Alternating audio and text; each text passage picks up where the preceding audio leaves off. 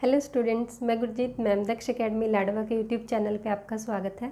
बच्चों, आज मैं आपके लिए हिंदी का बहुत इंपॉर्टेंट टॉपिक लेके आई हूँ, स्पेशली 10th क्लास के लिए।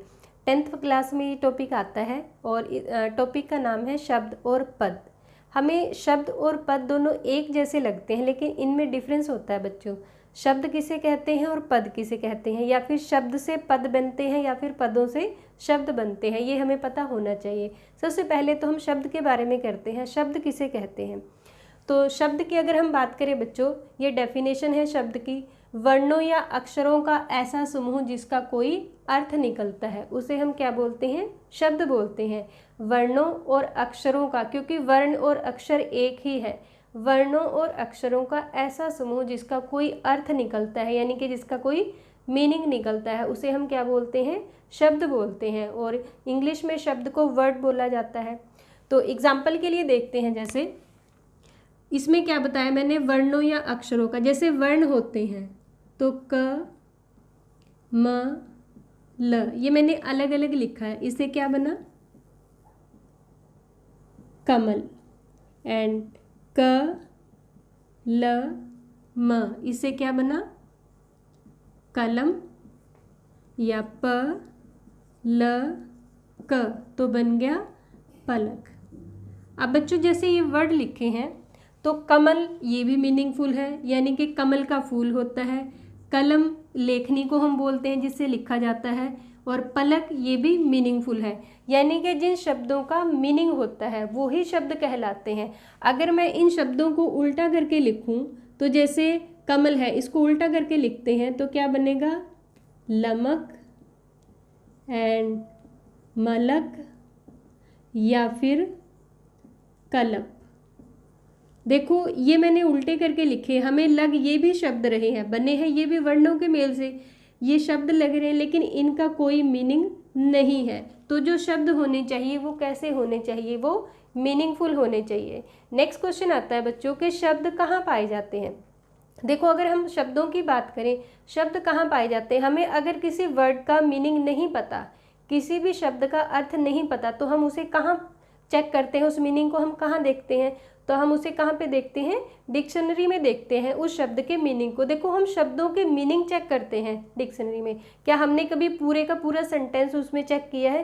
क्योंकि उसमें पूरा सेंटेंस नहीं दिया होता, उसमें सिर्फ शब्द दिए होते हैं। तो अगर क्वेश्चन आता है कि शब्द कहाँ पाए जाते हैं, तो शब्द कहाँ पाए जाते हैं? शब्दकोश।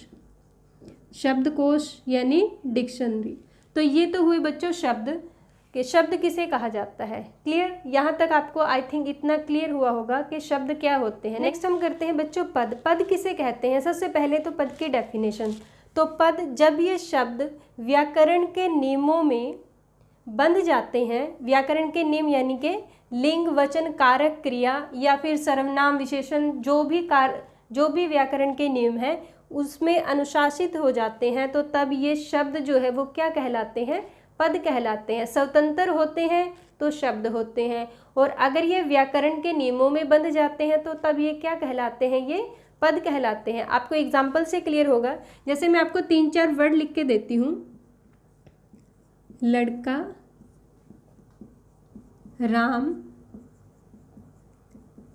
ईमानदार, ये मैंने वर्ड लिखे। देखो, ये तो शब्द हैं। अब इनसे पद कैसे बनेंगे? जब इसमें व्याकरण के नियम लगते हैं। जैसे राम, ईमानदार,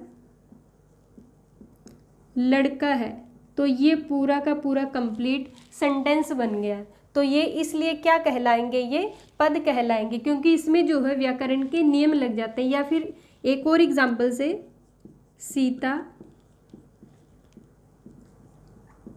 सुंदर, बहुत, लड़की। अब इसको जब हम सीरीज में लिखेंगे तो सीता बहुत सुंदर लड़की है। अब देखो, सीता जो है ये संज्ञा है, बहुत प्रविशेषण है, और जो सुंदर है ये विशेषण है, और लड़की जो है ये जातिवाचक संज्ञा है। तो इसमें व्याकरण के नियम लग चुके। अब ये जो है ये तो सिर्फ वर्ड थे, जब ये व्याकरण के नियमों में ढल गए तो ये क्या कहलाए गए, पद कहलाए गए। तो नेक्स्ट हमारे पास आता है बच्चों कि जो पद होते हैं, या फिर आपके पास कई बार एग्जाम में आ जाता है कि वाक्य किन से बनते हैं, शब्दों से बनते हैं या फिर पदों से बनते हैं या फिर दोनों से बनते हैं। अगर आपके पास इस तरह के क्वेश्चन आते हैं कि वाक्य किन से बनते हैं, वाक्य पदों से बनते हैं, क्योंकि पद कैसे बनते हैं, जब उसमें व्याकरण के नियम लग जाते हैं, और जो वाक्य बनेंगे वो किससे बनेंगे, पद से ही बनते हैं। नेक्स्ट हमारे पास आता है शब्दों के वर्गीकरण का आधार, यानी कि शब्द जो होते हैं वो वर्गीकरण के आधार पे कितने टाइप के होते हैं। वर्गीकरण के आधार पे शब्द जो बच्चों 5 टाइप के होते हैं, और ये इम्पोर्टेंट है किसके लिए, जो HSC है, HTET, CTET, उसमें उन एग्ज़ाम में जो है ये क्वेश्चन अक्सर आता है कि बताओ इसमें कौन सा शब्द है। तो शब्दों के वर्गीकरण का अगर आधार की बात करें हम, शब्दों का वर्गीकरण का आधार, शब्द जो है वर्गीकरण के आधार पे 5 टाइप के होते हैं। स्रोत के आधार पर, नेक्स्ट आता है अर्थ के आधार पर, यानी मीनिंग के आधार पर, अर्थ के आधार पर शब्द। नेक्स्ट हमारे पास आता है रचना के आधार पर शब्द,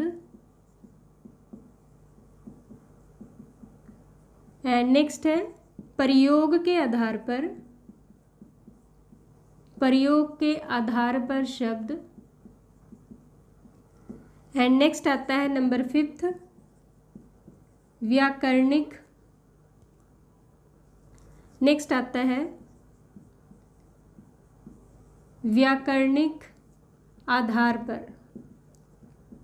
तो शब्दों का अगर वर्गीकरण का आधार पूछा जाए कि वर्गीकरण के आधार पे शब्द कितने टाइप के होते हैं या पद कितने टाइप के होते हैं, वर्गीकरण के आधार पे जो शब्द होते हैं वो 5 टाइप के होते हैं। स्रोत के आधार पे यानी सोर्सेज के आधार पे, अर्थ के आधार पे, मीनिंग के यानी रचना के आधार पे, प्रयोग के आधार पे और व्याकरणिक आधार पे। तो ये तो था बच्चों शब्दों का वर्गीकरण। आगे भी इसमें है कि स्रोत के आधार पे शब्द कितने टाइप के होते हैं। जैसे आपने देखा होगा कि तत्सम शब्द है, तद्भव शब्द है, रूढ़ है, यौगिक है, तो ये इन्हीं में आते हैं। तो ये टॉपिक मैं आपको अपनी नेक्स्ट क्लास में कराऊंगी। आज का जो टॉपिक था हमारा शब्द और पद में अंतर। सबसे पहले तो आपको पता होना चाहिए कि शब्द और पद होते क्या है, उसके बाद हम करेंगे वर्गीकरण के आधार पे। तो बच्चों आज का टॉपिक अच्छे से आपको समझ आया होगा, तो उसके बाद जो है लाइक, सब्सक्राइब एंड शेयर करना मत भूलिएगा। Thank you.